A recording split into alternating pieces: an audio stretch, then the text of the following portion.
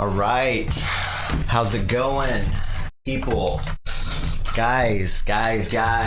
How is it going? Appreciate your patience. I actually made it almost on time this time. Seems like I can never get it right at 7 o'clock. We'll get it one of these days. But yeah, welcome back. I got a lot of things to chat about, so hopefully I got some people on here that are ready to chit chat and kind of riff with me a little bit and kind of give me their opinions and their viewpoints on some of these topics that I have to discuss about. Had a lot to really talk about. I don't have enough time in 2 hours to get to all of this, so I kind of had to pick and choose the topics, and we're gonna have to just recycle some of this onto the following podcast, because this next weekend we're gonna have the Wormhole on as a guest, and so that's going to be taken up just by talking a lot about metal music and the music industry, and I assume that's what the majority of that podcast is going to be like. So yeah, if you haven't seen me talk about that episode, it's happening next Saturday. Make sure you join us for that. It's at 7 o'clock. We're here every Saturday at 7 o'clock Pacific Standard Time. And so, yeah, if you're into any type of metal music at all, you're gonna want to make that podcast and see what we chat about and kind of get involved with that, because it's going to be pretty exciting. But anyways, welcome back, episode 61. And let's see, this, just so you know here, this is not a COVID-19 podcast. I say this every time. I'm going to say this every time. Instead, this is a podcast where we have contagious combos and viral viewpoints. And so I think of a lot of different topics throughout the week, things that are always on my mind, things of substance, at least I consider of substance. And we talk about it, and we get your viewpoints, I get your thoughts on it, and hopefully these are the type of topics that kind of stick with you and reverberate in your mind for, time after this, whether it's the rest of the week or not. But that's kind of my intention, is to talk about some things that a lot of people don't want to talk about, uncomfortable things, things that are going on in the back of our head that we don't like to talk about, confrontational things, things of value. And these are the type of things I really like to talk about, and then like to also have a little bit of fun and just talk about, music and things of that nature.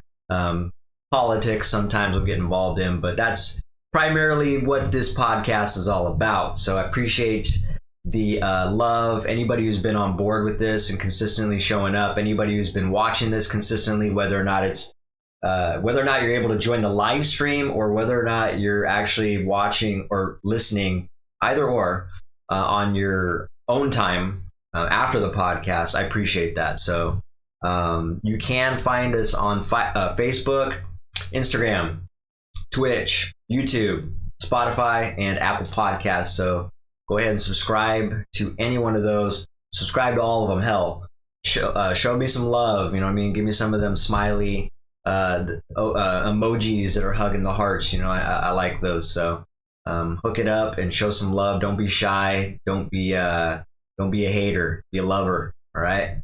So again, I appreciate all the support, and so let's get right into it. I kind of fired up. I got a lot. Like I said, I had a lot of things to talk about. A lot of things that have been on my mind. I kind of consumed a lot of valuable content this last week. It seems like a little bit more than usual, I would say, even though I'm kind of sick with it.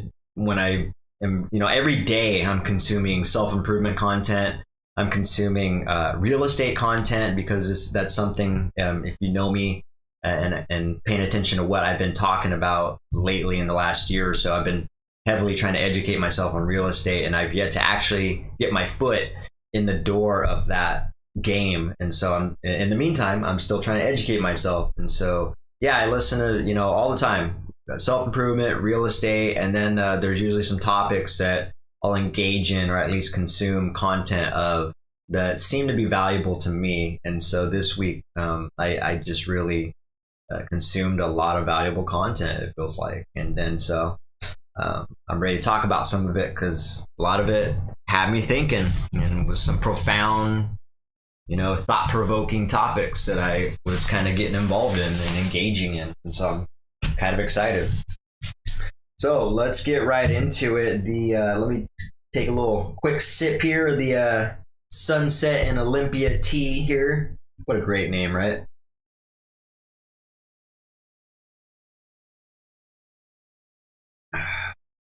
Damn, that is good too. So good that I had to go buy me like 2 pounds of it. Is it 2 ounces? I'm sorry. 2 pounds is a lot of tea.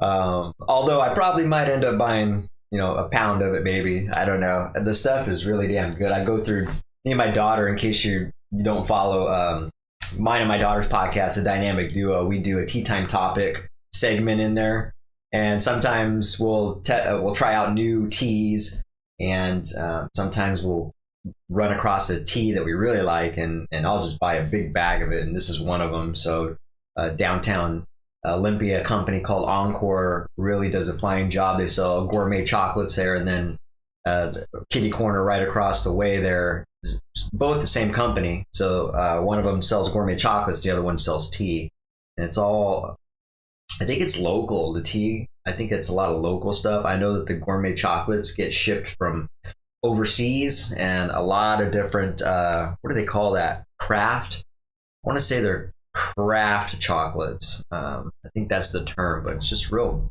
good stuff, and every time we try it, it's just got a different taste, different flavor. They got a good selection of vegan chocolates, in case you didn't know I'm vegan. So yeah, it's a good chance for me to try those chocolates out and make sure I'm not missing out on any of those treats that all the non-vegans think that I'm missing out on. You know what I mean? So let's dive on into this. Like I said, just to give you an idea of these things that I wanted to talk about. I had the divorce rate and just divorce in general. These are some of the topics that I had picked out for this podcast that I just didn't have enough time to. We're just not gonna have enough time to talk about all these things. So we're gonna have to revisit some of these. But yeah, just to give you a little taste of it. The divorce rate, OnlyFans, if you guys are not familiar, OnlyFans sites, transitional space, hazard pay,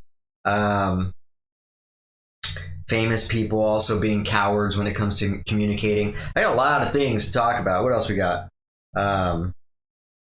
Complainers, love soundboards, taxes. So yeah, just a lot of different things that I get into a lot of different things. All right. And so those are the ones that I had to pick not to talk about. So I have topics on here as well that I didn't mention that I am going to talk about. So let's just kick it off and dive right into it here. The first, the contagious combo topic for this podcast is going to be about toxic masculinity. What do I mean by that? This has been something that has been heavily on my mind because, let me just give you a little step back a little bit and kind of explain how I started being so involved in this topic. So there's a gentleman named Stefan Aarnio, who's a real big time real estate investor. He's like the #1 Canadian real estate profit dude up there. He makes the most money off of real estate over in Canada. He's also a coach, a mentor, a real harsh, real rugged guy. A lot of people don't agree with his viewpoints. He's very abrasive. He's got some really profound thought processes and viewpoints, a lot of which I agree on. And so I'm starting to learn a lot more about myself. I've been following him for about 2 years. Unfortunately, sadly, the guy passed away last year. Late last year, and so that was kind of really sad for me because, like I said, I got a lot of valuable content from the man.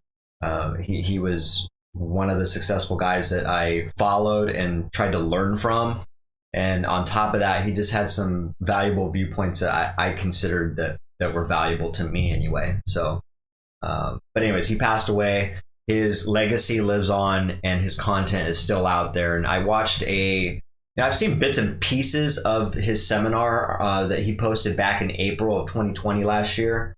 Very good points in there, very controversial topics in there that he discussed. And I watched that. I watched the entire thing. I also watched the podcast where he was on Impulsive with Logan Paul and his co-host. I forgot his name. He was on there. He talked a lot about the same topics that he discussed in the seminar that I watched on April 2020 of last year. And so, there's a lot to talk about that he brought up. I mean, I could probably dissect that either that seminar or the podcast and just talk about these things that he talked about in each podcast, like literally make a podcast episode out of each topic. There's so much to talk about.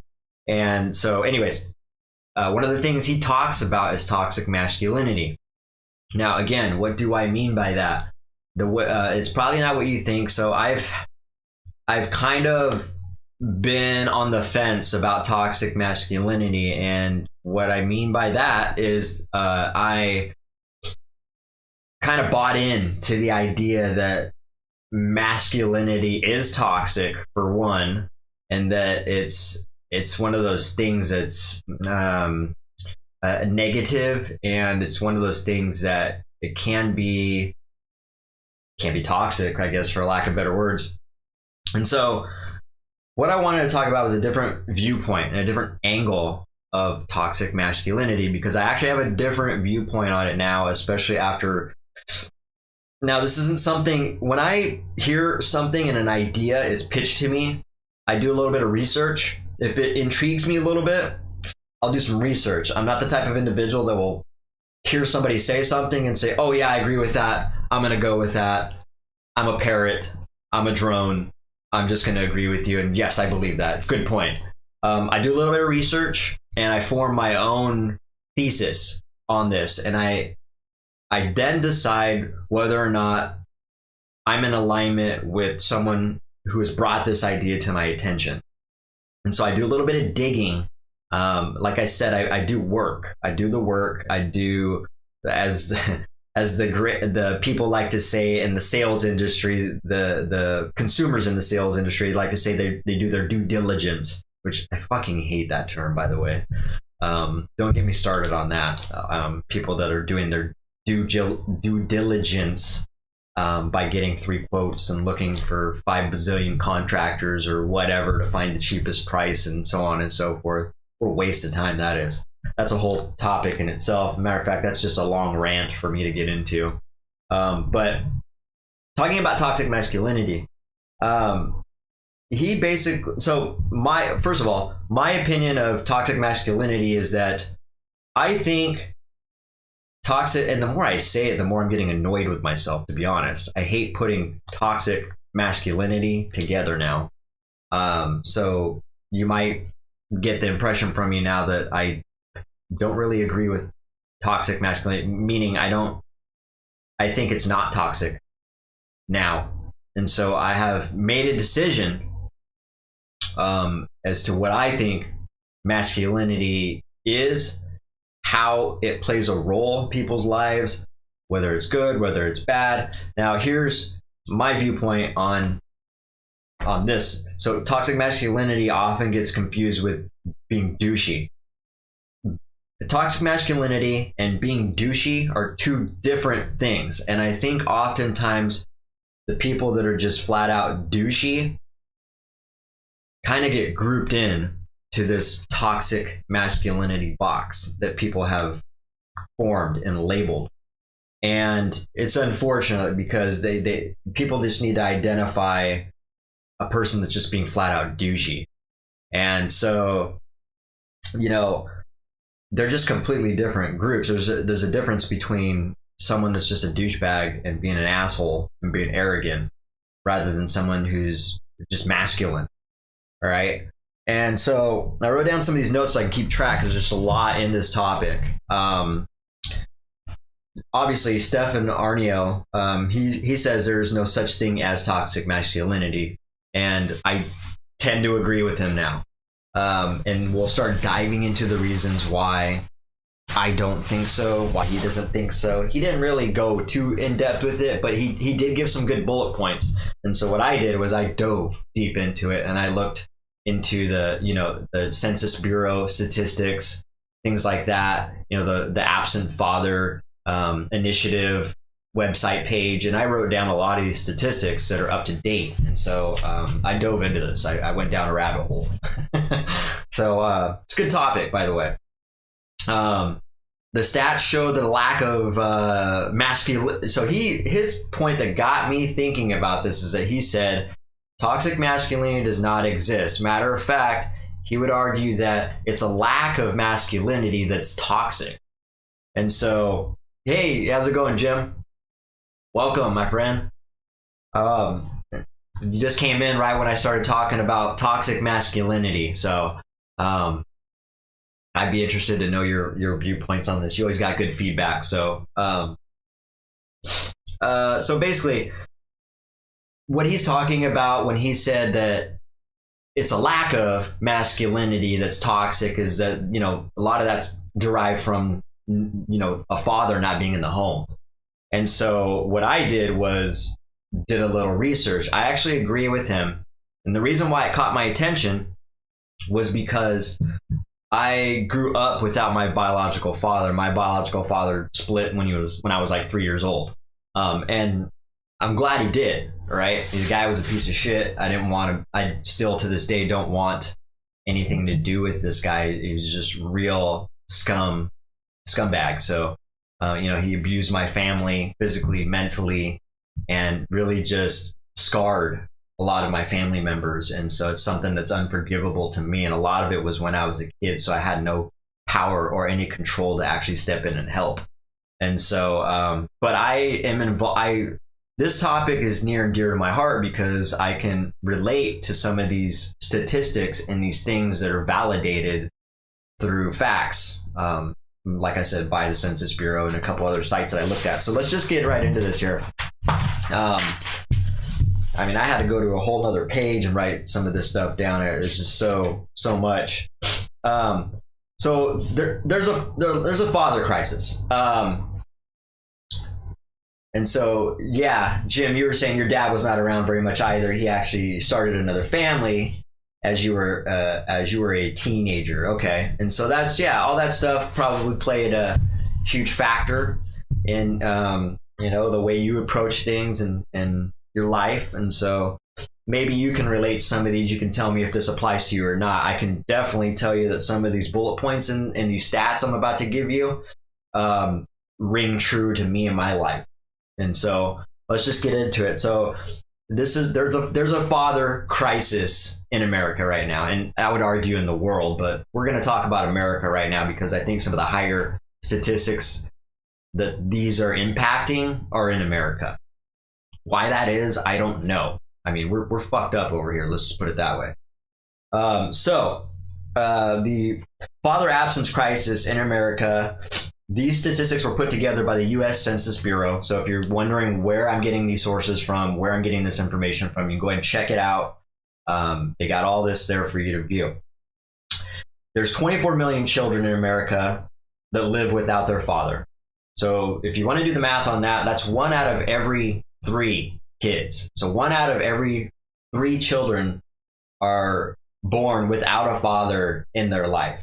And then I'll even get in more depth with what that means, you know, without a father, you know, exactly the time frame on which that means. So research shows that when a child is raised in a father absent home, he or she is affected in the following ways. And there's 8 different points here. The first one is they are 4 times greater risk of poverty. All right. So there's a poverty factor. The next one is behavioral problems. They are more likely to have behavioral problems with the father being absent in the home. I think some of these are no-brainers, but without actually thinking about it and actually me saying it, and if you don't look at all of it at once, it's one of those things that just kind of goes unacknowledged. So that's why it's important. I think this is a great topic to talk about. This is one of those things that just doesn't get brought to our attention enough. And so let's just keep going. So the third one is they're 2 times greater risk of infant mortality. And again, I'm not quite sure what infant mortality means. You know, lack of children being born, maybe. I'm not sure. That's the only one that was really questionable by me. So they're more likely, on the fourth one, they are, crime is an issue. They're more likely to go to prison by a crime being committed. Teen pregnancy is a huge one. They are 7 times more likely to become pregnant. We're talking about the young girls, the young female children. 7 times more likely to become pregnant as a teenager, which sucks. You know what I mean? Substance abuse. Let's talk about that. Definitely more likely to abuse drugs and alcohol. So there's a huge substance abuse problem that is derived from simply the lack of from the father, from an absence of a father in a home. Child obesity. This is one that caught me by surprise. I didn't know that the statistics, they did statistics on this, but apparently children are 2 times more likely to suffer from obesity. And I don't know. I mean, that's kind of weird. I didn't know that was a thing, but I mean, the statistics don't lie. So these are some interesting things. Hey, Mary, how you doing? Oh, okay. Infant mortality. Thank you for elaborating on this. Infant mortality is the death of an infant before his or her first birthday. The infant mortality rate is the number of infant deaths for every 1,000 live births. Okay.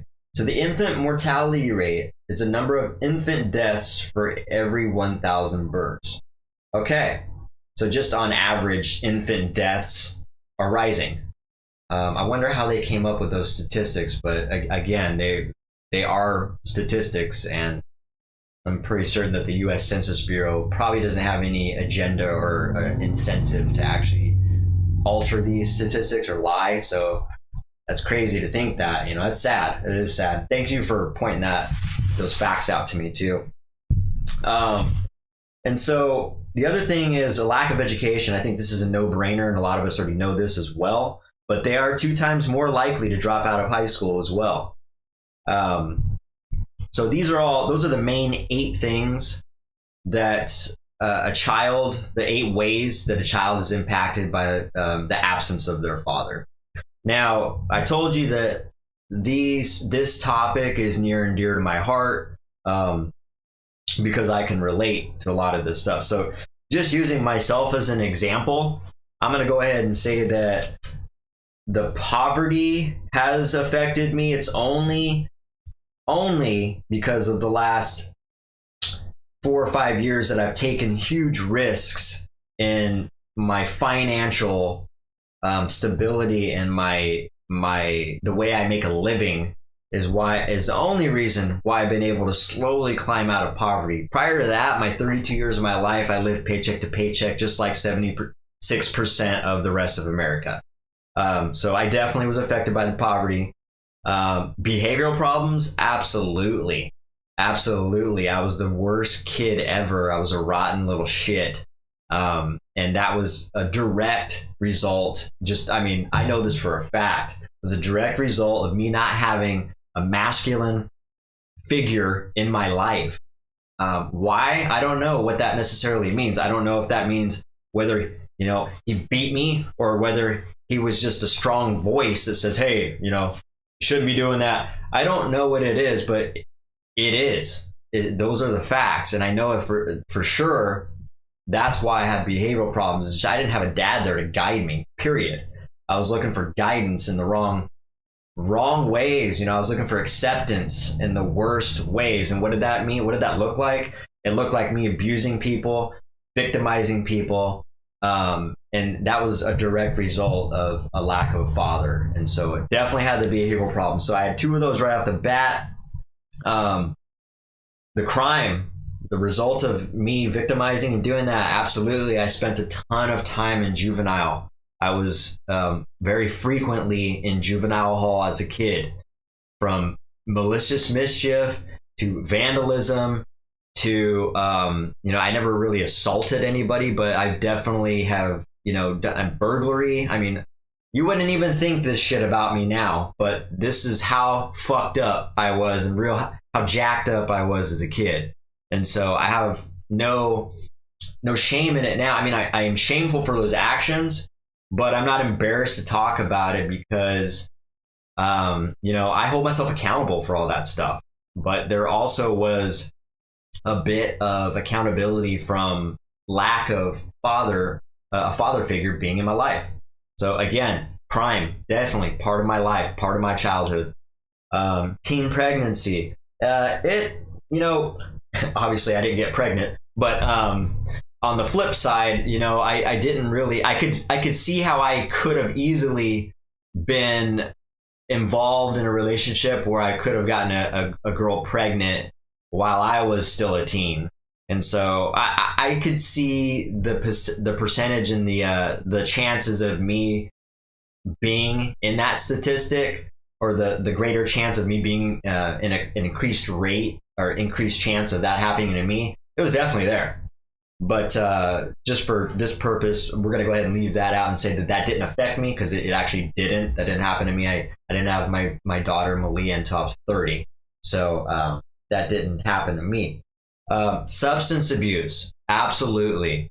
I smoked weed for 25 years straight. It's only until recently, it's been a year and a half now, that I quit for about 9 months, and then I dabbled with it last November for a couple weeks, and then I quit again.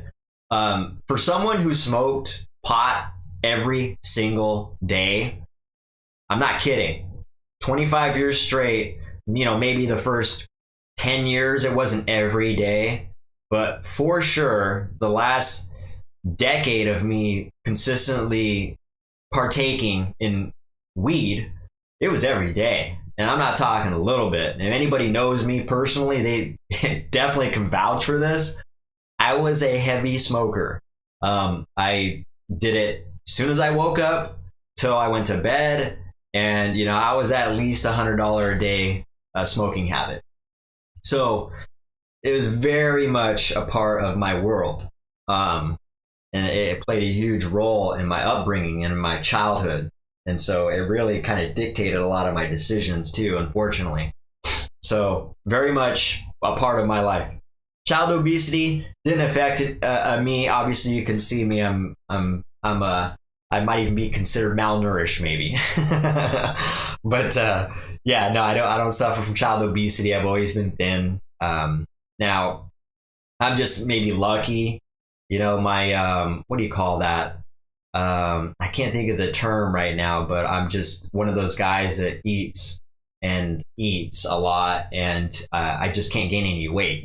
I'm just one of those guys, and so definitely didn't play a factor. Lack of education, absolutely, that was huge. I was one of those dropout kids and contributed to the dropout rate. So, I didn't pay attention. I didn't pay attention to school quite a bit. I checked out. I deviated. Drugs definitely played a part in that. And so, the education was not there. Therefore, I am playing catch up. And to be honest, I'm also not one of those dudes now that thinks that school in general is one of the, I think it's definitely over, what do you call that? It's over glorified. It's not necessary to actually achieve financial success, in my opinion.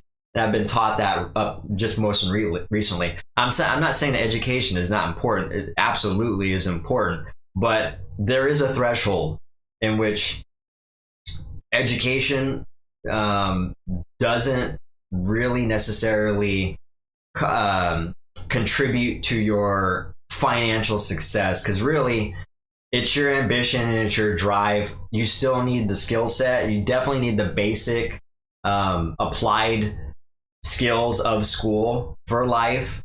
But as you get into high school, a lot of that shit is a waste of time to me, in my opinion, and it's not needed. You don't necessarily, a lot of us nowadays have proven, kids on social media have proven that they can make millions of dollars without an education. So it's not, I'm not one of those individuals who leans on education as being the end all be all of having a successful future or being financially stable. But I do think it's valuable. I think it's important. I just think it has a threshold to it. So yeah, those 5 definitely directly, and that's the last one. So 5 out of 8 of those things personally affected me. I'd be willing to know how many, people that I know that had an absence of a father in their house, whether it's the dad completely leaving, whether your dad has died, whether your dad has just been absent, where he just is not a good dad and he's not involved with you, with your life. I would be interested to know, and I get it. For some people, there's an exception. That all these statistics, there's always an exception. So I'm not really interested in conversations where they're like, well, there's a couple people that have grown up without their dad and they're completely successful. Absolutely. But we're talking about childhood status. And so this is relative for the childhood of an absent father is what I'm focused on right now. Absolutely. Anybody can change their situation at any time. Well, it's a lot harder for a child to do that, but as they get older, they're definitely capable of changing the trajectory of what they want in life and who they want to surround themselves with. And I'll get into that in the viral viewpoint or the review section. I can't remember which one it is, but we'll talk about the people you surround yourself with, the internal dialogue you have with yourself, and things of that nature. All that stuff plays an effect in how you flip-flop from a bad situation, like not having a father in your home, to something more productive and successful. Let's go to the comments really quick. So Jim, you said you did not fit too much into the statistics, so sounds like you're one of those exceptions I talked about. So lucky you, man. Like I said, I think you are a very small percentage. You fit into that small exception percentage. You did not start kids early, 16, married, and you married early. We talked about that last episode. I think you told me you got married at 16, which really shocked me. I didn't know that. And then you said education is a way to separate yourself in job classes, sometimes higher paying jobs too. Yeah. And so real quick before I go on to your next topic, I agree with you. So that is very applicable to somebody who wants to definitely work for somebody for the rest of their life, pretty much. School and education teaches you how to fit in with the working class. It doesn't teach you entrepreneurial skills, and it doesn't teach you how to make something and create something for yourself, which I think is a huge fucking disservice to kids. You should be teaching children. There should be a class for this stuff in public schools. How to create jobs, how to create a brand, how to create an idea, how to market your idea, entrepreneurial skills. None of this shit is taught in school. And so I'm a huge advocate of implementing that message into our school system. That would be so beneficial for kids these days, and there's a lack of that. So to your point, I think personally, the higher paying jobs thing is true. And so it's valuable, especially for somebody that plans on working for somebody the rest of their life, which is not a bad thing. Maybe someone's satisfied with working for somebody the rest of their life. Maybe they just aren't cut out to be their own boss. There's all that, but then again, we'll talk about this too in my next segment, where I'm going to talk about the individual who's satisfied, because I got an opinion on that as well. You're also saying most business owners do not have college degrees. Exactly. And so those guys, I'm one of those. I don't have no college degree. I never took a business class. I never took a accounting class. I probably would have benefited from either one of those prior to starting a business. Absolutely. Unfortunately, I had to learn all this shit on the go. Had to learn about payroll, had to learn about taxes. Oh my God, taxes. What a world in itself right now. Taxes is something that not only is it a whole topic in itself, but it's broken up into topics in the taxes. So, you know, what I mean by that is sole proprietorship, LLC, a C Corp, LLC, S Corp. It's all broken up and all the taxes are a little bit different. And so this is something I'm educating myself on, because now I've just became an LLC S Corp for myself for tax reasons and tax benefits that I need to look into as far as exemptions go, write-offs, how to basically write myself a salary now, and how to allocate distributions to myself, how to, you know, I'm learning now why rich people, what am I trying to say? I'm learning that the taxes are designed to help the rich. They really are. And I'm starting to learn this and understand that a little bit more. So yeah, that's a whole topic in itself. One of the things I wrote down I didn't get to. But yeah, you also said you agree with me that school teaches you how to be a good employee. Exactly.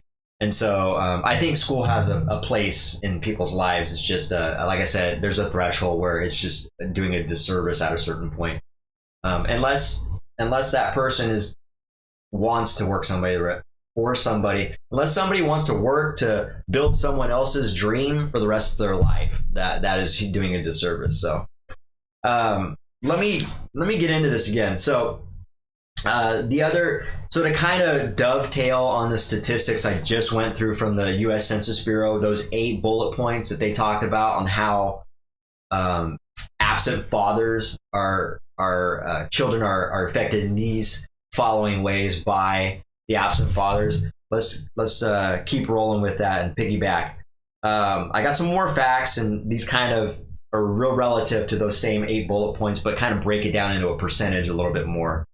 And these facts can be found, it looks like it was a Natural Fatherhood Initiative. And if you're interested where I got these facts from, you can go to bit.ly fatherfacts7. So that's bit.ly/fatherfacts7. And you can see all these statistics that I'm parroting right now, and the things that I researched before this podcast. So 90% of the homeless and the runaway children are because of absent fathers. 85% of all youth and children have absent fathers. Or excuse me, yeah, that's correct. 75% of all high school dropouts had absent fathers. 120% of absent fathers, of children that had an absent father, are at greater risk to become a subject of child abuse. Now, I can totally see that. And that is really fucked up. That's one of my worst fears as a single dad who has one child. I have one daughter, she's 8 years old, and all I want to do is protect her. My worst nightmare, one of them, is that someone violates her. You know, someone really does something bad to her. And so that pisses me off just thinking about it, and it hasn't never happened. But just the thought of that really just makes the hair on my body stand up, because for one, I'm scared of how I would react, and two, I'm very afraid I just know how devastating that can be for a child. Just knowing people who have been abused as a child, you know, some of my family members have been through this, and friends, plenty of friends. I mean, I can do a whole segment on that too, as far as child abuse goes. And I'm scared to do that because I know it's really high and it's really sad. And that topic really bothers me. And like I said, I think it's because I'm a single dad who has one daughter who's very vulnerable. And all I want to do is teach her how to defend herself. I want to protect her. And I can't always be there. There's going to be times she's not here now. She's with her mom. And I got to trust that the people that she's around are going to protect her the way I would protect her. And that scares me because I'm not sure that they would, just flat out being honest. I'm not sure that people will take the caution or have the awareness in that I do, and the just taking the caution as much as I would, and I do. I'm just aware of these things, and I'm very alert to that type of shit. And so, at least I like to think I am, and I'm really scared of it. So I think I'm alert of it. And so, anyways, I can really I have empathy and compassion for the child abuse topic, and it makes me really sad. 120%. That is a huge a percentage risk for children, and so that is just a sad statistic in itself.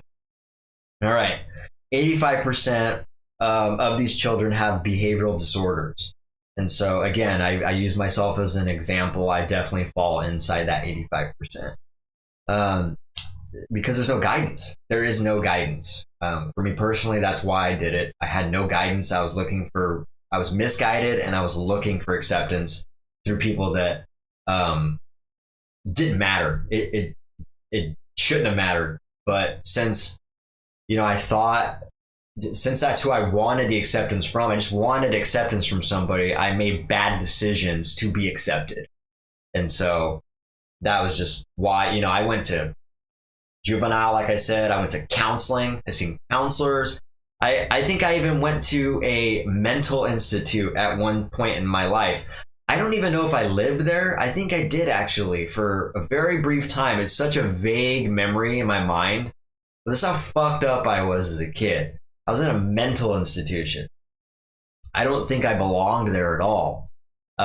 Looking back on it now, I just got grouped into that just because of the bad decisions I was making. And so that's how bad that statistic can be. You can make such bad decisions based on your behavioral disorder that you can be easily grouped into having mental problems, ADHD, ADD, whatever, OCD. I mean, they just look for groups to stick you in at that point. They don't know what's going on with you, when it simply could just be a lack of masculinity in your life as a kid. And so, again, the reason why I'm even reading these statistics is because the topic of the Contagious Convo is toxic masculinity. And so that's why I'm reading this, because Stefan Aarnio was talking about how he would argue that it's a lack of masculinity that is toxic. And so I think that very much dovetails into this topic. And I think that's true and definitely applicable to my personal life as well. Now, 63% of youth suicides is a direct result or a part of the lack of father, the absence of a father in your life. So that's also another sad, the thought of children being harmed or abused is sad. But now the thought of a child abusing themselves or thinking that they have nobody to talk to, no resort, no way out to end their own life, that's fucking sad too. That is completely sad and devastating and hard to fathom. And that's a large number too. 63% of the youth suicides is, that percentage is because, or at least that percentage had an absence of a father in their life. So pretty sad. Those statistics are they actually get to me. They get to my heart. I'm a pretty compassionate dude, and I got a lot of feelings, you know what I mean? Call me soft, call me whatever, but these type of things really hit me, and I try to put myself in other people's shoes. And again, that doesn't mean I'm not masculine. That means I'm a human being, all right? So 40 let's see, 40% of children in the home are not seen. Okay, so 40% of children in a father-absent home have not seen their father at least for 1 year. And so that kind of gives you a little more insight into what that means, like what a father, as far as that topic goes, an absent father. You've heard me say that like 20, 30 times already. 40% of children in a father absent home have not seen their father for at least a year. So that's bad. That's bad. Even if it's, once a year, that doesn't even matter to me. When I hear that statistic, you might as well not even be around at all.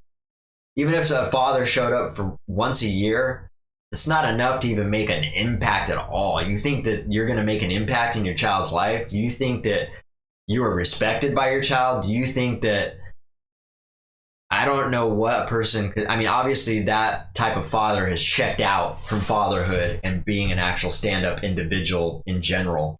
I imagine that if they're not taking accountability for being a father or interested in fathering their own child, they're probably a shitty person in other departments of their life as well. I'm pretty sure that's certain, in my opinion. Before I get into these other ones here, Jim, you were saying, yeah, that's a sad statistic. Exactly. A lot of those statistics are just upsetting to me. You were saying one of your younger brothers was diagnosed with ADD, attention deficit disorder. Yeah, I don't think there's nothing wrong with ADD personally. So that's a whole topic in itself. Yo, what's up, Brando? Oh no, that's a different Brando. Sorry, I thought you were my buddy Brandon. What's up, Brandon King Mod? Good to see you, my friend.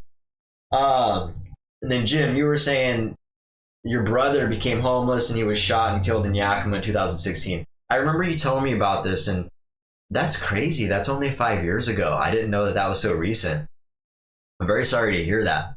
And so that's really sad, man. Did he have, I got a question. Did you guys have the same dad?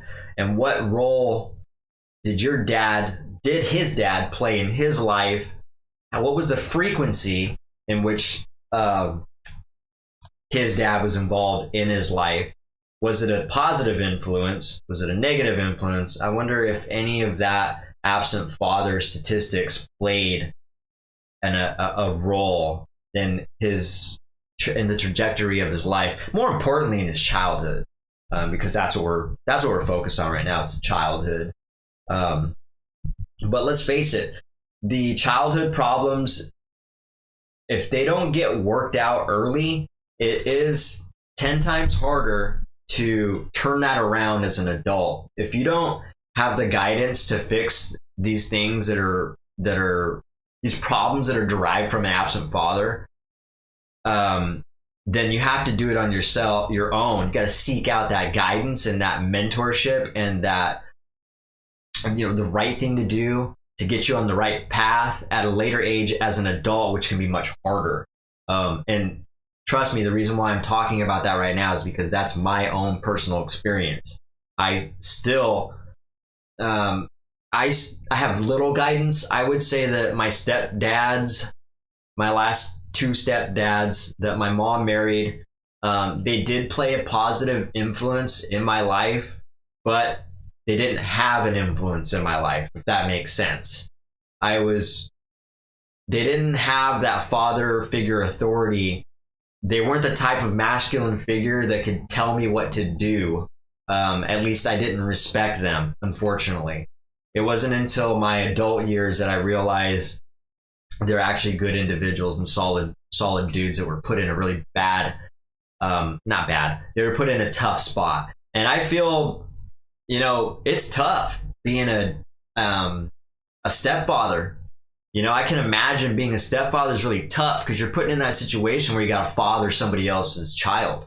You got to be that masculine father figure, but it's almost like you're not in that position to do that, if that makes sense. So they're like on the fence. They can't, and then a lot of the situations I bet are influenced or overlooked by the mom, who's very overprotective, like, hey, that's not your child or even the stepfather, the new stepfather, is probably thinking that, you know, like, hey, I only have a certain amount of authority that I can lay down because he's not my child. Or the mom's going to object to that and not agree with that. And so I just feel for the stepdads, or for the men who get in a relationship with a woman who already has a child, because they got to kind of take heed and tread lightly to not offend anybody. That's honestly a situation I do not want to be in personally. I have been involved with women who have had children, and at that time I thought I could take that role on, but thinking about it now, that's not something that attracts me at all. I'm not saying that I would never get involved in a woman, but with a woman who has a child rather, but it's not something I'm looking for, and it's not something that I would look forward to when I'm in that situation, because fathering another person's child is a huge task. And I'm just think this is all shit I'm thinking about right now. I hadn't even thought about that until right now. And so this is something that is very real. And so I bet that's a whole different topic in itself as well. You were saying, Jim, you were saying not very often, but some. I think it did play a portion. Okay. So I think you're talking about when I was asking about your brother, if there was a lack of, his dad being around. And again, I didn't know if you guys had the same dad or not, but there's a lack of his father not playing a role or the type of figure. Okay, cool. So you guys had the same dad. And again, I think this can be looked at a lot of different ways. You know, there could be a father that is present, but is not a good father, or just is just a drone and doesn't have positive influence, doesn't have much to even provide, doesn't have anything to bring to the table, just doesn't. Maybe that father had a shitty father of his own, and he doesn't know how to be a father. And this goes back to me talking about how there should be a parenting class for people who have a child before they have a child. There's lots of parents out there that haven't even put in the effort or tools or gained the skills to actually be a good parent. And so I think that's an issue in itself, and therefore also classifies that situation as an absence of a father absence. All right, just because he's there doesn't always mean he's there. You know what I'm saying? It could mean he's there, but he just has nothing to offer. He has nothing, therefore he's absent, therefore he has no impact on the child. He has no masculine figure, no authority towards that child, and is just as devastating as him not even being there. So God, there's a lot that goes into this topic right here. I mean, I could literally go like 3 episodes on just this topic. There's so much. There's so many layers to it. So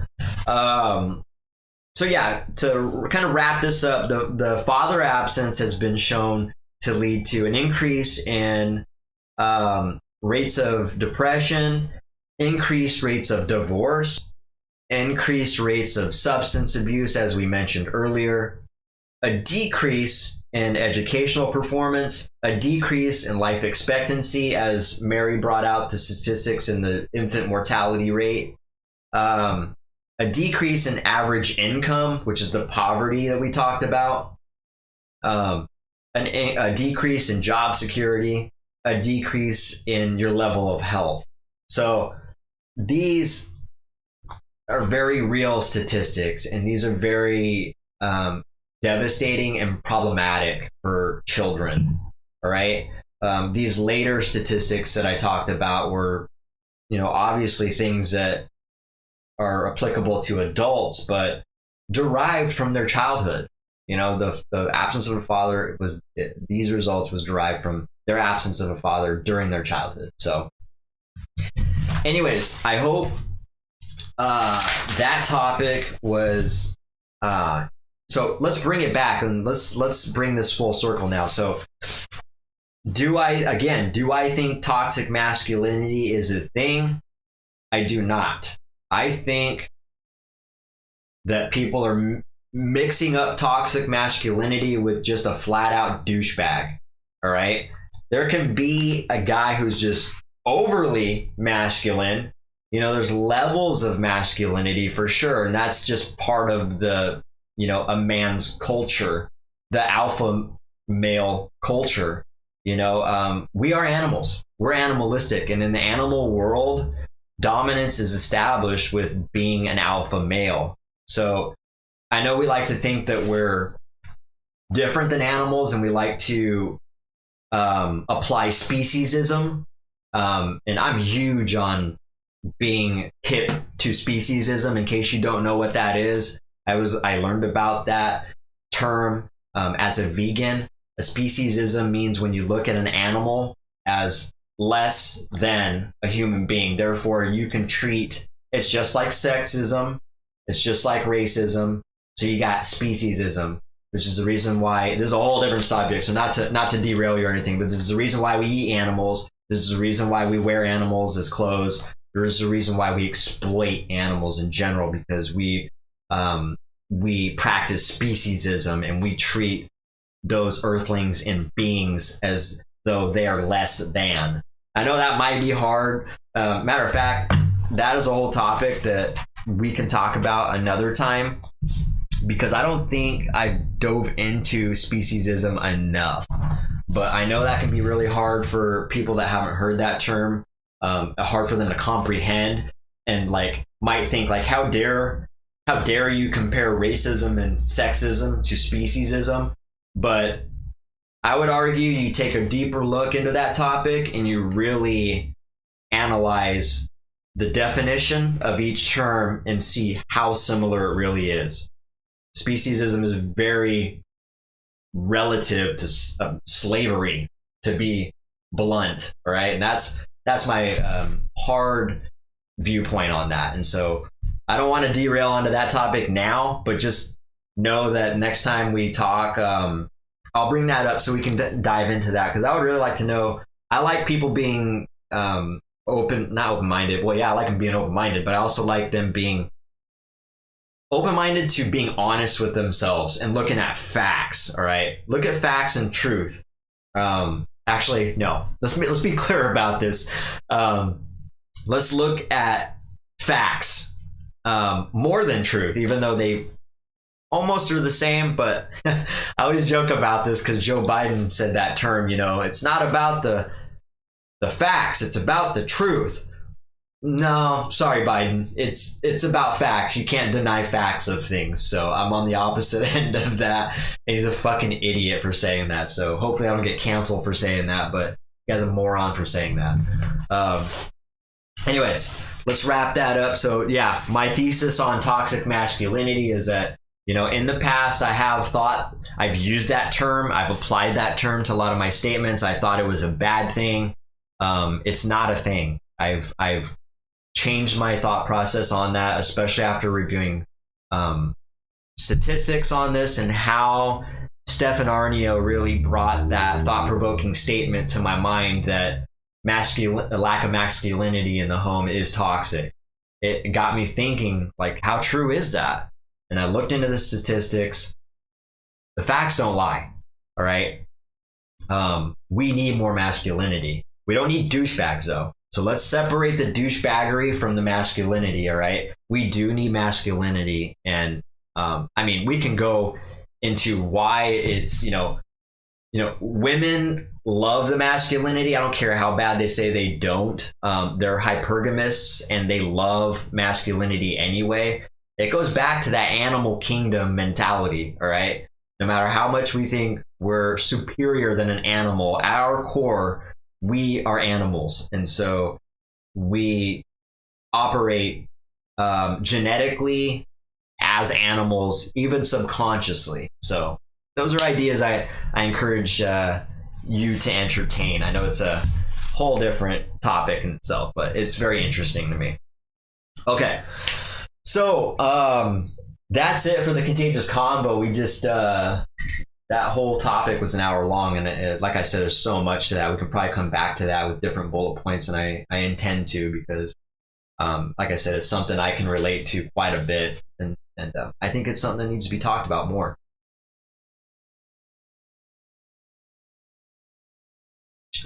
So the review section, let's see here. So the review section is actually going to dovetail into my viral viewpoint segment.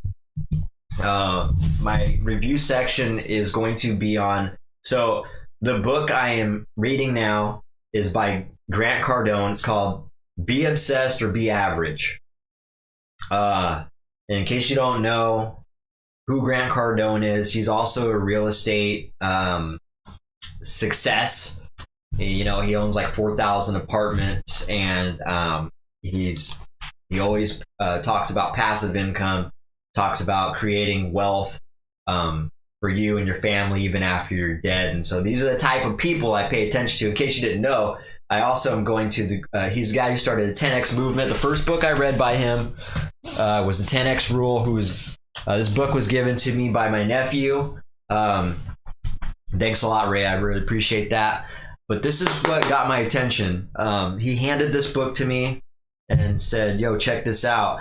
I read part of it, and at that time, I didn't really force myself to read. I'm not a big reader as I am now, because I just didn't think I could get value off of reading a book until I actually read this book. So I listened to the audiobook, and then I actually read the book after that. And then I listened to the audiobook again. So I've actually read this book 3 times. But that got my attention on Grant Cardone. And then there's a couple other books that I bought and read from him. One of them was The Closer's Guide, kind of more along the sales.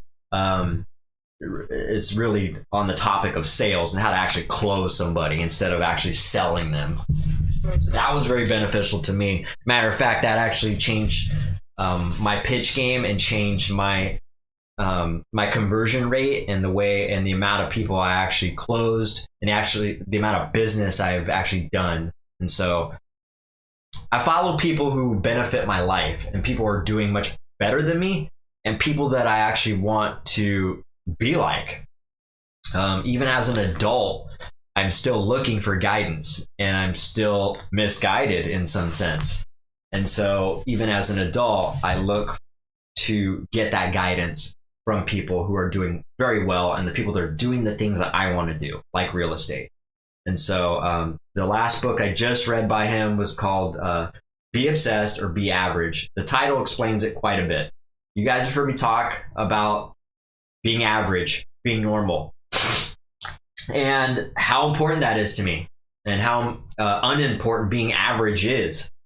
Now, I know that this is something that rubs off, and I'll talk about this too, but surrounding yourself around people, choosing the right people to surround yourself with is very important, especially for self-improvement, internal dialogue that you have with yourself. That, you know, the type of unsolicited advice that you get from people you surround yourself with contributes to your internal dialogue. So the conversation what I mean by internal dialogue is the conversation that you have with yourself, the self-talk. I talked a little bit about the self-talk last podcast. You might remember me talking about that. So self-talk and internal dialogue is very, very important. And more importantly, the type of conversations you're going to have with yourself is very, very important. And so that's a little bit different from, well, I'll tell you how that applies to how that idea got brought up by Be Obsessed or Be Average. I mean, he talks a lot about, I'm probably a third of the book in now. And so got so much value just out of the first third part of it. But I'm going to use this as an example as how I know it is important to surround yourself around the people you want to be like. My daughter was telling me a story that she was telling me about how she was in school the other day, and a girl asked the question, like, why are we doing math? What good does, why do we need to learn this? What good is this going to do? And Malia said that she raised her hand, and then she was the first one to answer this question. And she said, because you're always going to use math in your life. It's a skill that's very valuable. It's something that you need to learn. And she said, and she followed it up with, I couldn't believe she said this, but she did say this apparently. She said, you know, you're thinking averagely, you're being average, and you're choosing to be average. So I'm gonna choose to be, I can't remember what she said after that, but she was telling me that she told her that you're choosing to be average, and I'm choosing to be better and better and better. She's choosing to work on herself. And I was like, holy shit, high five. And the reason she's talking like that is because she hears me talk like this all the time. And so she picks up this self-improvement journey talk, this self-talk that I have. She hears me talk out loud about this, my own internal dialogue. And she recites that to people, and she's, you know, she really retains that, and it's reverberating off of her, and she's picking that up. So that's a great example of how the people you surround yourself with is very important. I like to think that I am a huge positive influence on my daughter, and that's one example of, like I said, she tells me these stories like this all the time, and it just surprises me. I was like, you know, I'm really proud of you. And, you know, the high fives are going on quite a bit. Me and her high five a lot, and so I really appreciate her positive attitude. You know, she might be, you know, what's, you know, some people have, you know, I'm not going to mention any names, but some people have been questioning her, like her reading skills and things like that, and gauging where she's at compared to other kids. And I'm always, you know, defending her. I'm like, you know what? Don't put her in a box. Don't label her. Don't think that she needs to be in a certain area because whoever decided, you know, in the school system that that's an arbitrary mile mark to hit, I guess. That upsets me. Me personally, I'm not the best learner. So, like, for instance, you know, there's things I know a lot of where I'm coming up short and things. Like, for instance, when I do read, sometimes I'll forget immediately what I read. And so I have always known this about myself. So what do? I understand first what I'm not doing well in. And so using that as an example, I'll read slower, and I'll write down these bullet points that are very, very important to me. So when I see something in a book, it's valuable. I usually don't just read a book. I'll read a book and write down a lot of notes, because when I write it down, I retain it much better. It's almost guaranteed to be retained when I write it down. I don't know why that is, but it just is. But that's the thing. I learned that way. And another individual that I pay attention to who's very successful is David Goggins. He talks about this story about when he went into the army and took the ASVAB test. And I can relate because he was having the same problem that I did, where he couldn't retain a lot of what he read. So he understood his problem and went 10x on that and took it to the max. So what did he do? He wrote down every single word in that ASVAB test like 3 times. He said he just had notebooks filled because he wrote down every single word, so much to the point to where he knew exactly mentally in that book where these topics were brought up at. So when you brought up the, you know, the topic like of, you know, such and such and such, like, oh yeah, page 39, halfway down to the left, this is exactly where they talked about. That's how the reason why, that's fantastic. And the reason why I'm bringing this up is because people learn differently. People learn at different paces.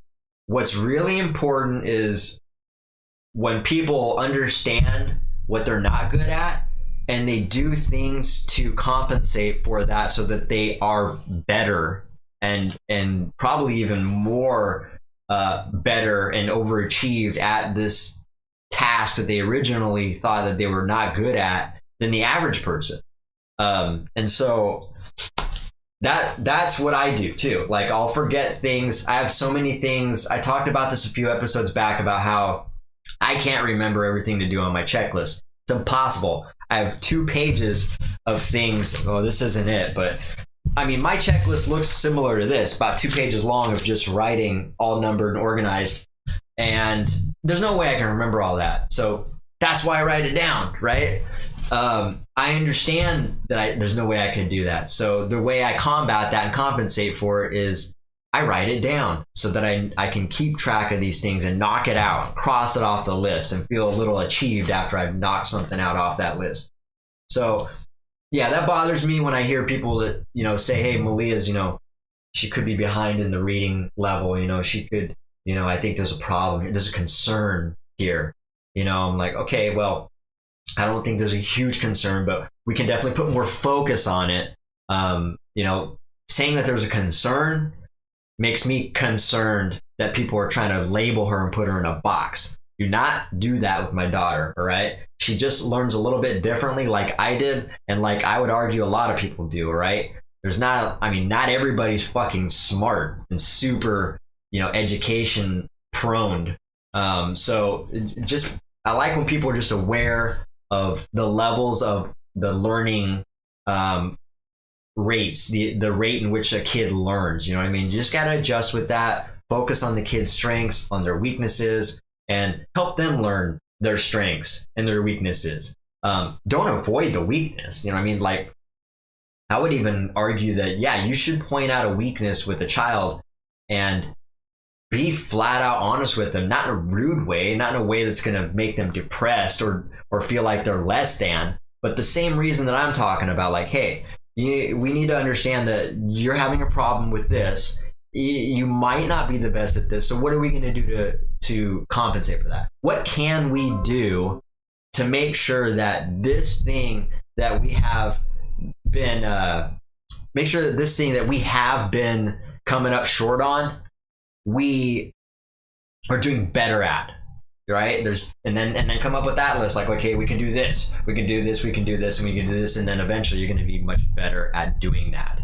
So, yeah, I would just say, I got on a tangent there about how people label children. So sorry, I'm pretty passionate about that.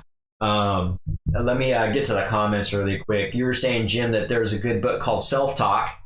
You read it years ago. You need to find it now that you brought that up. It sounds like a good book, man. You highlighted in the book too. Oh yeah. You highlight bullet points in the book, just like me. And then you also said retention is a common problem. Exactly. I think that's a very common problem. I think that's probably more common than, the educational system likes to think. Instead they like to throw that out there like, oh, well, there's a concern here. This person's not paying attention. This person's not retaining things. And so, yeah, everyone has a learning curve. Like you said, you were a slow reader. You had to find something that you liked, a topic that you liked. Yeah. And so, yeah, it's exactly what I was talking about. These learning curves, you just got to acknowledge it and then figure out ways to make those weaknesses a strength is all I'm talking about. So anyways, I divert. Going back to Be Obsessed or Be Average, this book is about talking about, it's encouraging obsession. And Grant Cardone uses his own life as an example of how he was only successful because he obsessed about these things that he wanted to be great at. And if you know this individual, he's very, very hyper-focused. He's one out of all the people that I've followed, he is my favorite because he's involved in real estate and because he's just got a lot of life coaching messages that have helped me and have made my life more valuable because I've actually put things to the test and I've actually practiced these things that I've learned, and it's very real. It works. It's not phony. It's not a scam. And that's why I'm going, to the point of what I said about surrounding yourself around great people. That's why I'm going to. So he started this 10X movement from the 10x rule, which in a nutshell, basically this talks about you should do everything that you want to put effort in 10 times the amount. Everything, all right? And so that's created a movement that he made. It's called the 10x movement. And he does these growth conferences that are, they call the Growth Con once a year, where he has famous speakers come up and talk about their journey, about how they 10x their life. And so anyways, I am going to that event this March, and that's an example of how I am going to surround myself around people who I want to be around and be like, And so I don't do that enough here. I don't have a group of successful people that I can surround myself with, which is unfortunate. And so that's what I do. I'm trying to put myself out there in these situations that are actually going to improve my life by using other successful people's life as an example. And so, yeah, I'm super excited about that. First of all, I've never been to the East Coast, so it's going to be in Miami, Florida. I'm excited about the weather. I'm going to be, in a very nice hotel. I'm going to be at this huge event that's sold out that I bought premier seats in. And so I spent a lot of money on this already, and I haven't even went. So I'm probably going to be 10 grand into this trip by the time I'm done. So this is an example of how also I've invested in my skills and in myself. A lot of people probably might think like, wow, 10 grand, that's crazy. Why would you do that? Because I believe in investing in myself. And that means acquiring skills that are going to improve my life, and surrounding myself and networking with individuals who are much more successful than me, and someone I essentially want to be like, because I mentioned I'm still looking for that guidance and I still am a little bit misguided. So I've done well for myself in the last few years, but I'm not even near where I want to be, and so therefore I'm still looking for that mentorship along the way. But anyways, it's an example of how surrounding yourself around great people like that is going to contribute to your internal dialogue. I think it's very important. So the other thing he talks about so far in this book is that, and I told you I talk about the satisfied person. Those who are satisfied, he says, those who are satisfied have more than likely given up on their potential to achieve more. Now, this could be a slippery slope of a conversation, and more than likely, I would even argue that the people that don't agree with that statement are satisfied and also probably trying to make sense of why they're not actually doing more.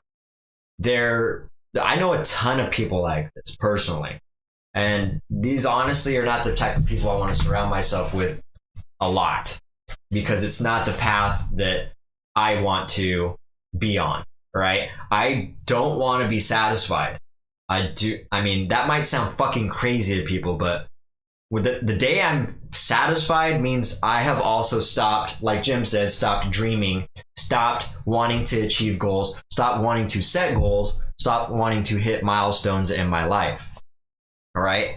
So the people that are satisfied, more than likely they are, I agree with this statement. They are lying to themselves. They're trying to make sense of why, why they have stopped doing what's going to better their life. You know what I mean? And so that's also why you get that negative, you get the naysayers, you get the people that give you that unsolicited poor advice. And usually when it is given, it's about something they've never had any experience on. They'll give you that advice. Oh, I've heard this. I've heard that. Like, well, that's fine, but have you done it? And that's real annoying to me at this point in my life, because I recognize it, and you want to talk about toxic. That is fucking toxic. Having people that you're surrounded by who give you that negative projected advice from their own life. You know what I mean? They're projecting a lot of that. Almost every bit of it is projected from their own negative experience or their fear of executing on one of these things they're giving you advice on. They're trying to make sense of why they gave up. And, those people that are satisfied, that are surrounded by guys like me who are completely obsessing like Grant Cardone is and just hyper focused on self-improvement, they don't want to be around people like me. It's not for them. And the reason for that is because it's a direct reminder of them giving up and being satisfied. You know what I mean? It's them making sense of it still. Whether it's intentional, unintentional, subconscious, it's happening. And this comes in many forms. It comes from your family members. It comes from your closest friends. It comes from your work partners. This is a very real thing. And I've had this from everybody. I've had this from family. I've had this from friends. Looking back on it now, I didn't know what that was at the time, but that's exactly what it was. It's people that have not executed on their own capabilities and what they can actually achieve. They know this in the back of their head. They've given up on that, and so they're making sense of it, and their way of making sense is to project that onto you and give you some bad advice, which they think is good advice. And again, I get a lot of value out of this stuff, and I'm very passionate about it if you can't tell. So he talks a lot about that. I would say he talks about the naysayers. Naysayers are definitely a cancer in my life. I don't have too many of them now, but every now and then when they pop up, I immediately identify it, and I know that I don't want to be involved in that conversation. I don't want people who give me that unsolicited advice to own space in my head. I don't want anybody to own space in my head unless it's good, positive reinforcement, and you know, it's coming from those individuals I'm going to go spend time around in Miami. Owning that space in your head is going to contribute to that internal dialogue we talked about, and that's a cancer. That is going to we already have doubt. We're human beings, so we already have a little bit of doubt now. So imagine how much more doubt there's going to be contributed if you surround yourself around doubtful people who are cautious, people who are very tentative on taking action and very risk overt, right? You've already got that natural doubt that you got to fight. Now you got people surrounding you that are also injecting their doubt and projecting that doubt and trying to solidify justify their doubt, and by using your life as an example and saying, hey, yeah, you know, I don't know, you know, giving you that doubt and putting it out there. And so can you imagine how much more that's contributing to your decision making and your self-talk that me and Jim were talking about? It's bad. It's bad. So that's why I think surrounding yourself around individuals who are better than you, or, you know, that sounds like we're glorifying somebody. Let's say not better than you, but have done better than you. Let's say that. All right. That's very important. All right. And that's, at least to me in my life and where I want to go right now, that's very important to me. So, he was also, let's see what else. He used a statement, feed the beast and starve the doubt. And that was the term that stuck out to me. He's got a lot of nice little one-liners like that I like one-liners because one-liners stick in my head pretty good. And I understand what he means by that. And that's exactly what I was just telling you, that we already have our own doubts. So don't feed the doubt, starve the doubt, and feed the beast. The beast is your hunger, your drive, your motivation to do better, your capabilities. Like I said, we know, a lot of us know in the back of our head, we can do more than what we're doing. And we might have doubt. And the problem is we're feeding the doubt more than we're actually feeding that hunger and that capability that we know we're capable of, or that we think, or that we're not sure we're capable of, but we at least have an idea that we could be capable of. We need to feed that thought process, all right? We need to figure out and really allocate what we're feeding, what we're starving as far as our thought process goes. So that statement has an impact on my mind, right? He was saying, don't add to it by assuming others or by consuming others' unsolicited opinions. That's exactly what I talked about. I wrote that down. Don't let people own space in your head. And yeah, a lot of this stuff I already talked about. Surround yourself with the people who are accomplished, more accomplished than yourself. There is a saying I have heard that if you're the most successful person in a room, then you're in the wrong room. I can't remember who said that. It could have been Grant Cardone. It could have been Stefan Aarnio. Could have been Robert Kiyosaki, maybe. I can't remember. But it's a very true statement. And I'm going to use this. I'm going to talk a little bit about this because I have been in that room where I felt like I was more successful than a lot of people. And that's not because I think I'm better than anybody. And that's not thinking I'm bragging. That's not thinking I'm on a pedestal or whatever. That's just my assumption in some scenarios that I've been in. And so I don't like that. I'll tell you why. I don't like it because it feels good. Now, you might be wondering, what the fuck do you mean by that? Don't you want to be in a situation that makes you feel good? Yes, but not that in that way. There was a time where I did like that, but it's different now. I don't want my ego stroked. I don't want to be praised. Being acknowledged and being praised is two different things. So I like all that, and that's why I don't like it. Let me explain what I mean by that. My mind, like anybody else's, will get comfy and feed that and be attracted to that. Oh, okay, yeah, I am. I'll start stroking my own image if I'm around that shit too much. All right, like people will give me the compliments, like, "Hey, you're doing good. You're successful," and all that stuff. I'm like, I gotta fight that in my own head. I'm like, no, I'm not. I've just committed to working on my self improvement. I'm just committed. I'm just in a different mindset. I'm not better, and so I gotta combat these sayings that people try to, tickle my balls with sometimes, with my own self-talk, because I don't want to get comfortable. If I start stroking my own ego and start retaining some of these compliments, I will get comfortable, I will get complacent, and I'll start deviating from what I need to be doing to get on the path of self-improvement, the amount that I want to. All right, I want to stay on that obsession path that Grant Cardone is talking about in this book.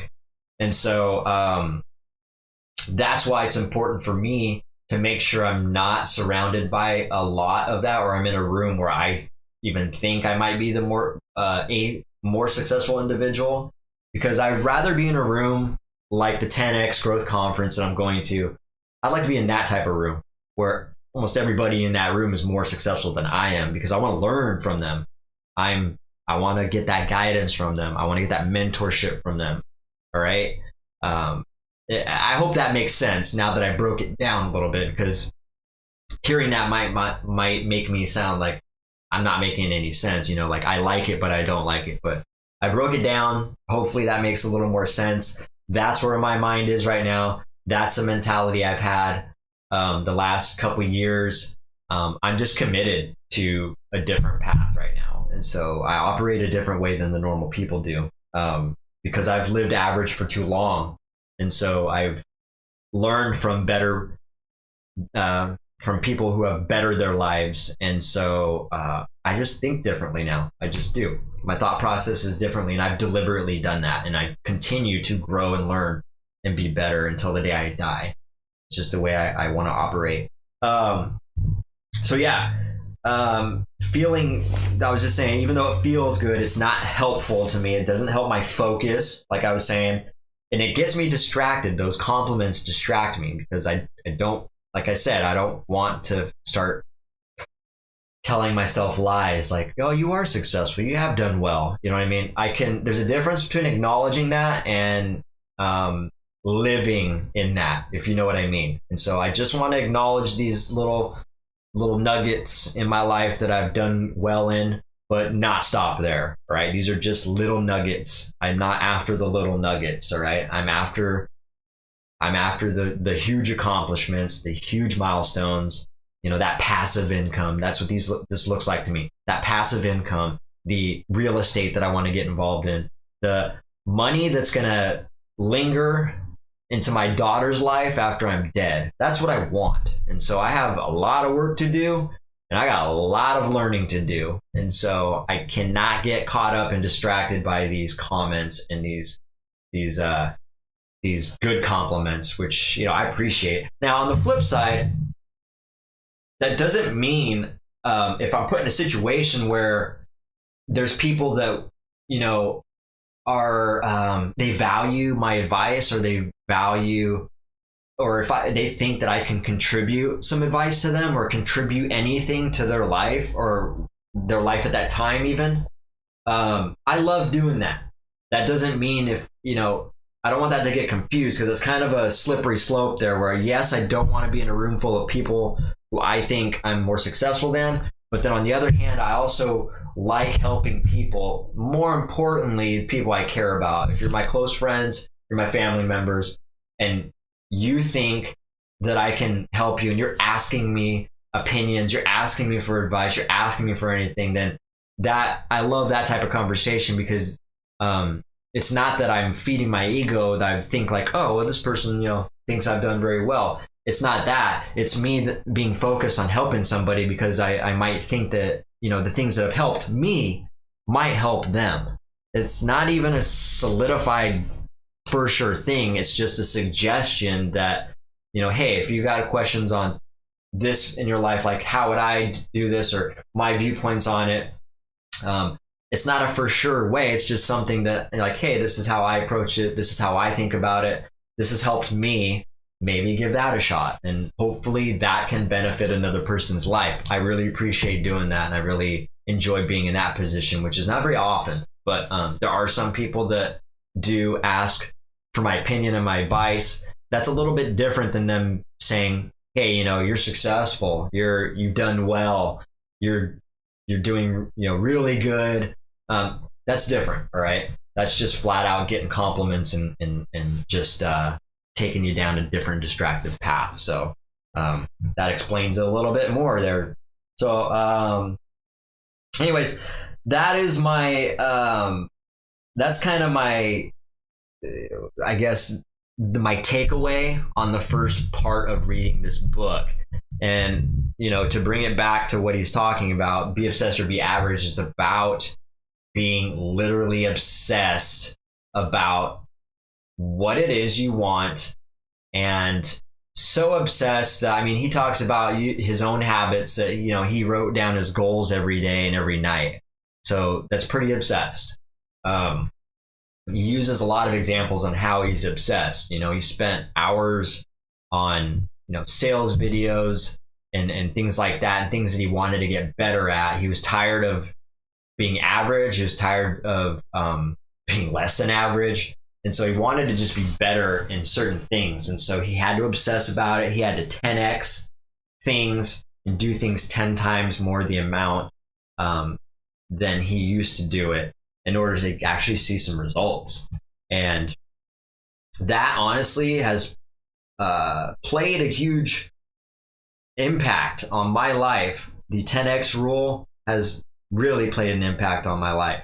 I've implemented that into my business and my construction business, and that has really been a huge bump up in revenue, a bump up in just growth. The nice thing about it is it's actually a huge personal growth process. It's not just relative to like business. It can be relative to relationships. It can be relative to, you know, whether it's your partner relationships or your, you know, parenting relationships. It can be applicable to your job, obviously. Anything, you know, religion, whatever it is you want to 10x in, it can really benefit you to approach it with that rule of thumb. And I know this from experience because I've done this. Even last year, you've heard me talk about how when businesses got shut down back in March or April of last year, when they closed down everything, I 10x my marketing. A lot of businesses in the industry retreated and completely stopped. And so I 10x my marketing in advertisement, in content posting. I just went whole hog on it, and spending a lot of money, and just the frequency in which I was actually putting in the effort was dramatically improved, or dramatically implemented, and it paid off, because last year I had my best year by almost I made 3 times the amount that I did the previous year. So what does that tell you? That wasn't just dumb luck. That was because I put in the effort, and I put in massive amounts of effort. And the timing also played a factor too. At the same time, everybody went to retreat and was conserving and retracting, and bringing their resources in. Save. I was doing the opposite. I was expanding in this contraction, which I learned from Grant Cardone as well. Before I even read the Obsessed or Be Obsessed book, he talked a lot about how he did the same thing in the 2008 recession, where everybody recessed. He expanded into this recession, and that's really where his business kind of started turning around. And the same thing kind of happened for me last year. So I don't know. That played a factor, like with Google algorithms and the analytics behind that, because all that stuff is a little bit complex. If you're the only person advertising and there's nobody there, then obviously you're going to be the top dog on there. That probably played a part in it, but we'll see, because this year I plan on doing twice the amount that I did last year. And so I just have goals to hit, and already this year I've done really well. So already I'm off to a good start. If I can keep this momentum going, I'm definitely going to surpass the previous year. And that is my goal, to get better, just like in life and all these skills that I'm learning and acquiring. I want to get better and better and better every year, every month, every day. I'm not trying to stop and be complacent. And these are things I got to check, though. I'm a human being, all right? I have these doubts. I have these down moments. But I do give myself a reality check quite a bit. And I think that's the advantage I have, as opposed to the majority of people. I think a lot of people lie to themselves like I did for 30 plus years as well. I just got real honest with myself. And that's been helpful too. Just being completely honest, being harsh on myself also. That's something that's really benefited me. So a lot of different tactics and techniques that I've used in my own mind. It's a mind game. It's your own self battle, really. And to that point, I had a conversation with one of my good friends. He's actually a bandmate, and he was talking to me about this is something that I think I learned this from Grant Cardone as well. It was either him or Oren Klaff, but he talks about in his industry, he doesn't look to compete, he looks to dominate. And that statement has really just been imprinted in my mind, and that's something I live by. And since I have implemented that into my business, that has really been beneficial. All these things that I've implemented into my business have been massively beneficial and work. And the thought process of me saying and acting on and actually executing on, with me saying, I don't compete with my competition. There is no competition. I am aiming to dominate. Now, I'm going to explain this to you, and the reason why I brought this up. Let me drink this. My throat is getting really dry.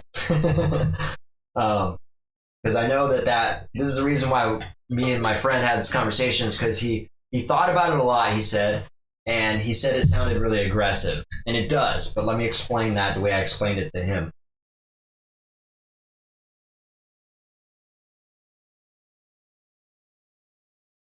All right. So it sounds aggressive. It is aggressive, but it's not douchey aggressive like you would think.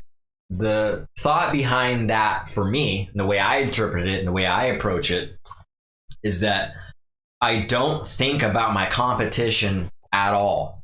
I don't because I don't want them to be a distraction for me. I'm not focused on what they're doing. I'm focused on 10xing all the things that I want to do. Advertising, all these things that the average company is not doing. I'm thinking about those things. How can I separate myself and stand out for the better to be noticed? You know, I'm not and that's not a competitive thought process. That's me trying to dominate, literally. I'm trying to do everything 10 times the amount the other individuals are doing it.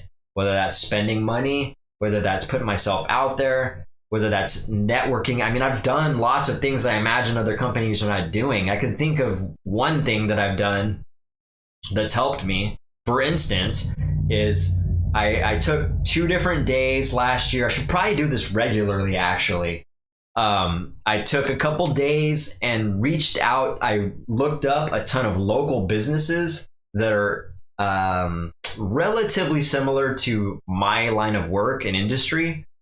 And I wrote them all down. I had a huge list of all these businesses because in case you didn't know, I do exterior home improvement like sunrooms, patio covers, decks, handrails, power screens, retractable awnings, things like that. So I started thinking about what's relative, what kind of ties in with that type of work. Landscaping, concrete companies, remodeling companies.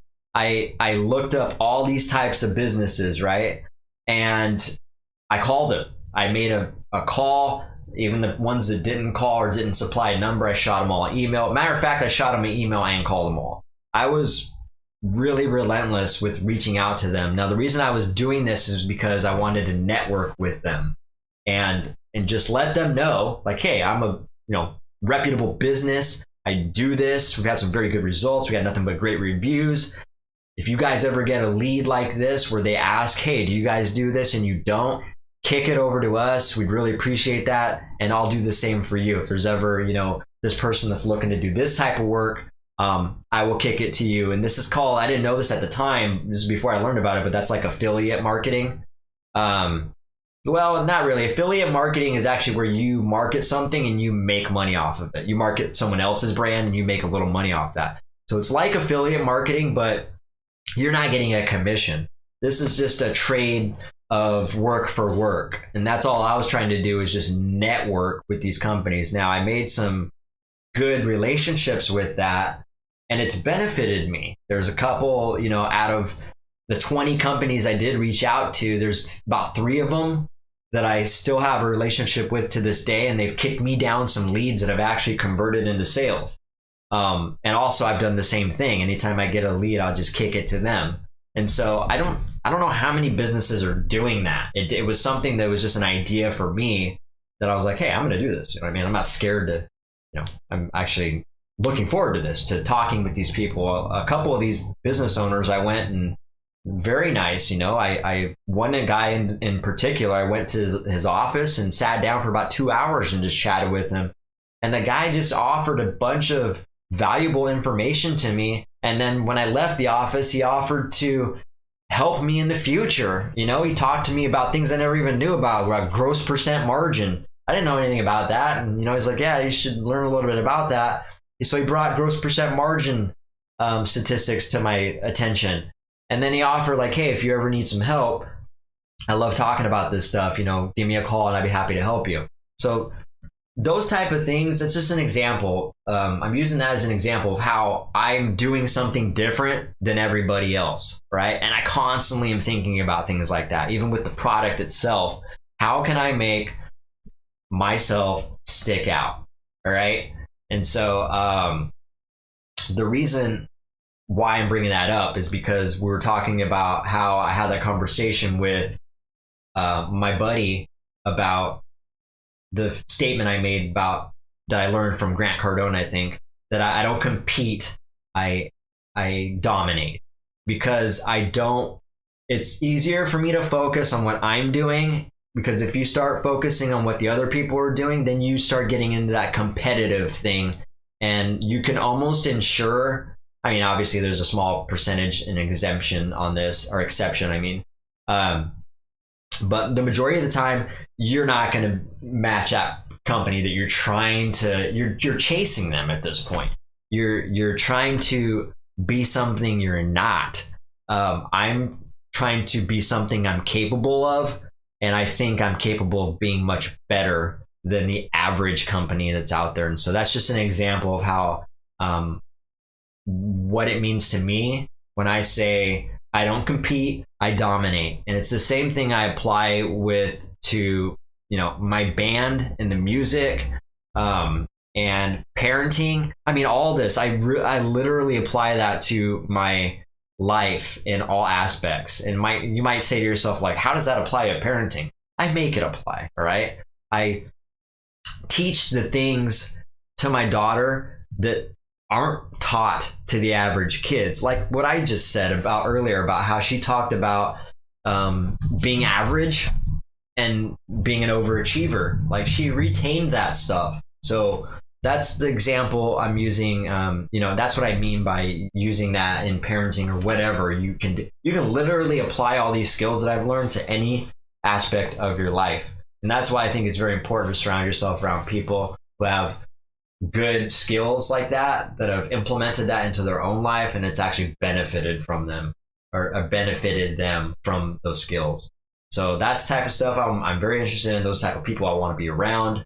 And that's what I deliberately try to do. So trying to do that a little bit more. So let me get into. So that wraps up the viral viewpoint. All right, that's I hope that's viral to anybody who's listening to this, and hopefully I hope I can contribute something on that aspect, and somebody can gain something from that, and give it a shot, play around with it. If any of the shit that I talk to you about as far as self-improvement goes, if that interests you even minutely, play around with it, implement some of these things in your life, and I swear to you, things are going to change for you for the better. I am not lying. I've done this to myself. Many different skills in just internal dialogue skills that I've implemented into my business and life that have massively benefited me in the last 3 years, more particularly, just substantially. All right. I wish I had some of this guidance. And that's one of the good things about social media, is that you have a lot of content out there. You have a lot of content that's shit. And you have a lot of content that's actually valuable. You can choose what to consume. All right. If you're going to consume a lot of content, you need to pay attention to the balance of content you're consuming. Are you just going to Netflix on, Game of Thrones for 8 hours straight a day? Or are you going to watch, someone who's, let's say you want to be a better artist, you want to be a better sales rep, you want to be a better parent, or are you going to consume 8 hours, or let's just say 6 hours of that content, and then maybe diminish the Game of Thrones down to 2 hours? Like, there needs to be some discipline with the content consumption and the type of content that you are consuming. So you guys have heard me talk a lot about that as well. That's a whole separate topic as well. Man, got that dry throat. I'm talking a lot. Told you guys I was fired up. Wasn't kidding. Unfortunately, there's a lot of topics that I did not get to. So like I said, I'm going to pick that up next week. So let me get to some of these rants before. Let's bring it down a little bit. Let's bring it down. Or I don't know, maybe bring it down and then bring it back up. I don't know. But the couple rants here. First one, when someone's, this bothers me. I get a lot of voicemails on the business sometimes. I'll miss a call because I got forwarded calls to go to the secretary. And I always forget that the secretary doesn't work on Saturdays, unfortunately. Got to figure that out. And then the forwarded calls, I have to manually switch that to my phone. I always forget to do that, so then they go to voicemail, and so I get a lot of voicemails over the weekend. My pet peeve is when you leave a voicemail and you say your phone number extremely fast, or you say something where you can't be understood on a voicemail. God, that's so frustrating, especially when someone wants you to get back to them. Here, let me address real quick. So, sorry, Jim, I didn't. Let me get to you here, Jim. Sorry. You were saying that successful people set a goal. Exactly.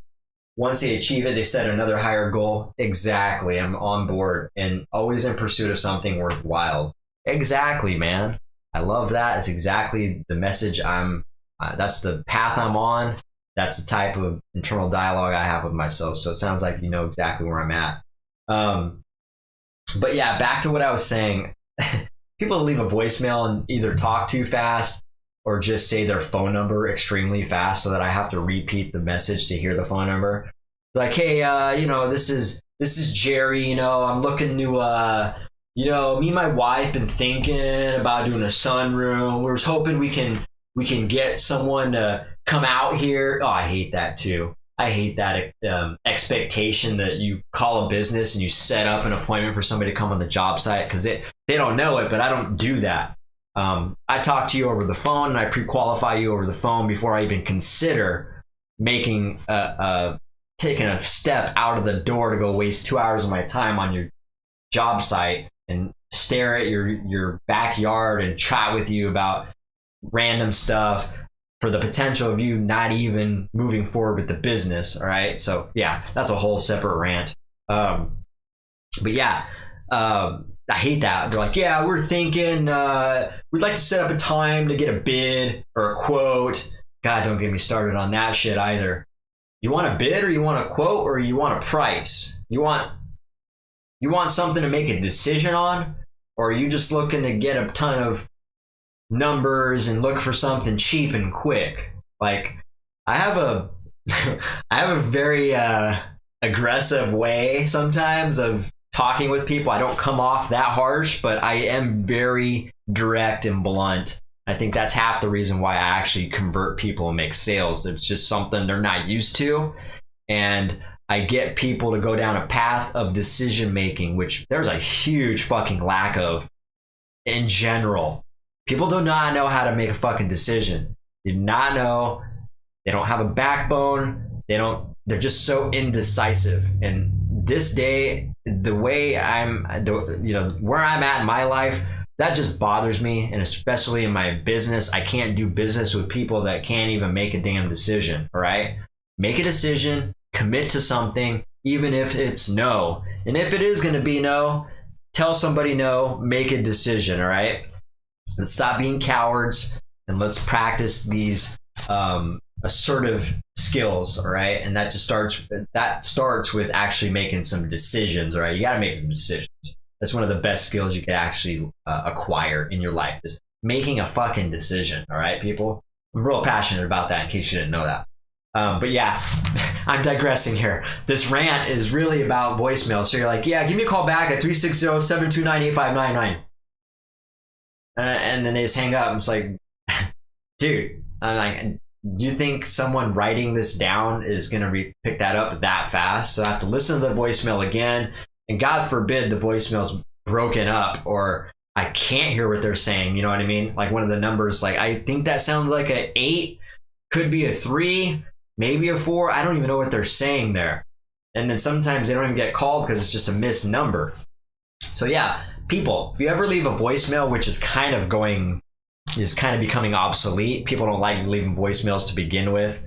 But if you are going to leave a voicemail, say the number loud and clear and somewhat slow. You know what I mean?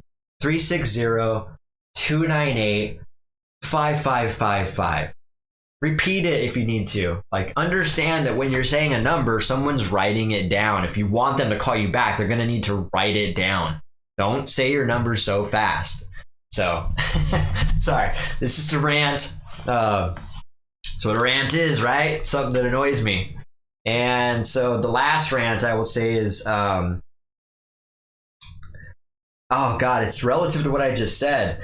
When someone asks for a ballpark, can I get a ballpark on what something like this would cost? And they show me a picture of a job we've done. Or can I get a ballpark on what a 40 by 16 foot deck would cost? When you use the dreaded word ballpark to me, it's a freaking turnoff to me. It immediately tells me what type of person you are. And this could be whatever. You guys might not agree with me, but this is, in my experience, this is so true to what I have found out. If you are asking for a ballpark figure, it screams to me that you cannot make a decision. You don't even have the balls or ovaries to ask me to make a decision to give you a price. You sit there and you ask, like, can I get a ballpark? And like, I understand it's just a rough number. Why would you want a rough number or a ballpark if you're not? The only reason you would ask for that is if you're not ready to make a decision.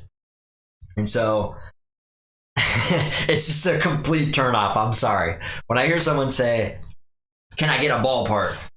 I'm like, well, I'm not really going to give you a ballpark. The best thing to do, here's my real answer. If someone says, can I get a ballpark? I'm like, well, the best thing to do would be to actually get some established dimensions on your, the project you want to actually accomplish. That way I can give you an accurate bid, and then we'll get your thoughts from there, right? See what I did there? I solidified something that's going to actually turn into a decision. So then when I'm like, I'll tell you exactly what it's going to be. Don't ask me to make a ballpark. Give me some dimensions. I will give you an exact price on what that is going to cost. And then I'm going to ask you to make a decision. I'm going to ask you like, hey, is that something you want to move forward with? Yes or no? And so I'm very big on decision making. And so it's a turnoff when I get, dialogue that comes at me with like, hey, can you not make a decision? Can we start this conversation off with just gray area and vagueness? I'm sorry, but it just completely fucking turns me off. I'm sorry. So you can tell that I'm very irritated by that stuff, and I get it a lot, unfortunately, this type of industry. So, but it's become a game for me. The pitch process has become a game to where I'll force you to make a decision. I'll let you know that I need you to make a decision, or I can't even be involved in this conversation. And so people can be taken aback by that, and I'm okay with that. I don't care. I'm not in this group of people who can't make decisions. Make a damn decision, all right? Let's do this, people. Nothing is ever done with indecisiveness. So let's just really practice decision making.